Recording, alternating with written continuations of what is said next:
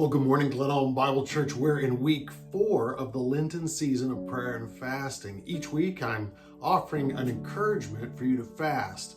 And in so doing, I'm trying to cover the top 7 reasons in these 7 weeks of Lent why we should be fasting. Number 1, Jesus fasted.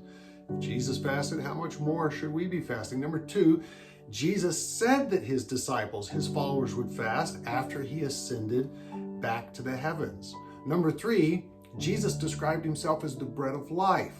And in fasting, we feast on his presence. It's a time and a place, a concerted effort to fill ourselves with Christ rather than stuff ourselves with food. The 4th reason this week, in the 4th week of the Lenten season, that we should fast is because in fasting, we're humbled. We know from Proverbs chapter 3, verse 34, that God opposes the proud, but gives grace to the humble. We want more of God's grace.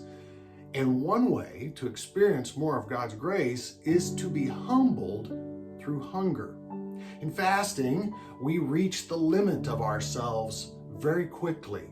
We see clearly how fragile we are, how dependent we are upon God's resources, and in so doing, reaching the limit of ourselves and being humbled, we can experience the grace of God, receive the goodness of God, be reminded of how God is caring for us daily. I pray this week you'll join us in fasting and that you'll be filled with the knowledge of God's grace.